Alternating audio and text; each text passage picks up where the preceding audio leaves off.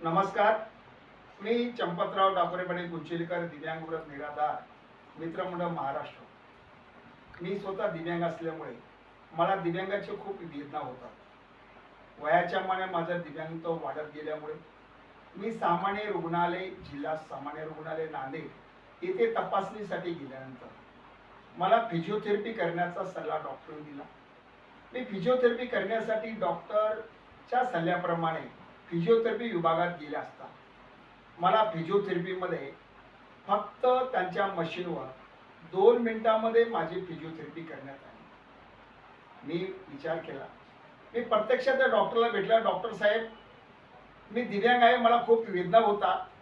मला येण्यासाठी 150 रुपये, जाण्यासाठी 150 रुपये खर्च लागलेला आहे आणि या 150-300 रुपये खर्च करून 2 मिनिटांमध्ये जर तुमच्या मशीनमध्ये मला जर तुम्ही विलाज करत असेल तर मला ह्यामध्ये विलाज होईल का?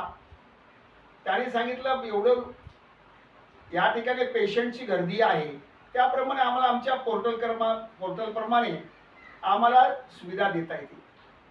मी त्यावेळेस माझं समाधान न झाल्यामुळं जिल्हा शल्यचिकित्सक शिक्षक माननीय पेरके साहेब यांना कॉल केला आणि माझ्या कॉलवर निरसन करण्यासाठी मी त्यांना विनंती केली की साहेब, मला 2 मिनिटांमध्ये जर आपल्या मशीनमध्ये जर मला इलाज होतो का? त्याने म्हणजे शक्य नाही. मग डॉक्टर साहेबांनी लगेच मला जो डॉक्टर त्या फिजिओथेरपीमध्ये आहे त्या डॉक्टरकडे जा आणि मी कॉल करतो असं सांगितल्यानंतर त्या डॉक्टरकडे गेली आणि डॉक्टरने पुन्हा माझी फिजिओथेरपी मशीनवर 10 मिनिटं केली.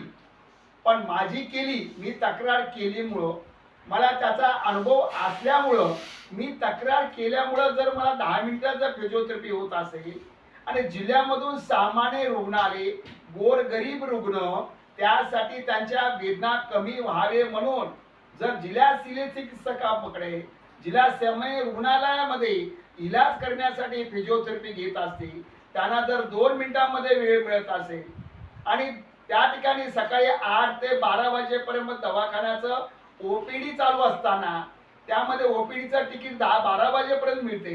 नंतर त्यांची तपासणी एखादा तास, अर्धा तास जर वेळ झाला तर फिजिओथेरपी अधिकाऱ्यांनी या सामान्य रुग्णालयाची तपासणी व्यवस्थित केली पाहिजे. पण त्यांनी तसे न करता एक तर वेळेवर येत नाही, एक तर वेळेवर न आल्यामुळं आणि गर्दी पाहून जर 2-2 मिनिटं जर सामान्य रुग्णालयाला फिजिओथेरपी देत असतील तर त्या फिजिओथेरपीचा या सामान्य रुग्णाला फायदा होणार नाही.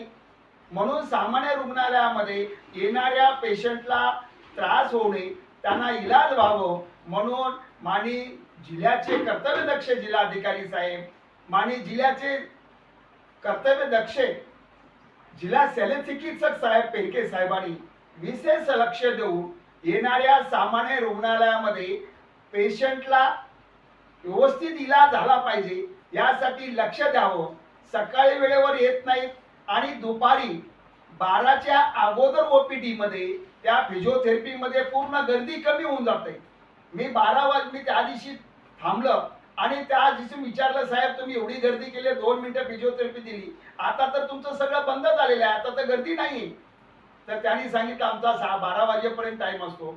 अहो 12 वाजेपर्यंत जर तो ओपीडीला टाइम असते, ओपीडी तिकीट काढण्यासाठी, पण ओपीडीच्या मध्ये आल्यानंतर जर डॉक्टरला 1-1:30 वाजलं तर या सामान्य रुग्णाला त्रास होऊ नये म्हणून त्यांची फिजिओथेरपी व्यवस्थित व्हावी म्हणून सामान्य रुग्णालयामध्ये पेशंटला त्रास होऊ नये यासाठी माननीय जिल्हाधिकारी आणि सिव्हिल सर्जन साहेबांनी लक्ष द्यावं अशी मी आपणास विनंती करतोय.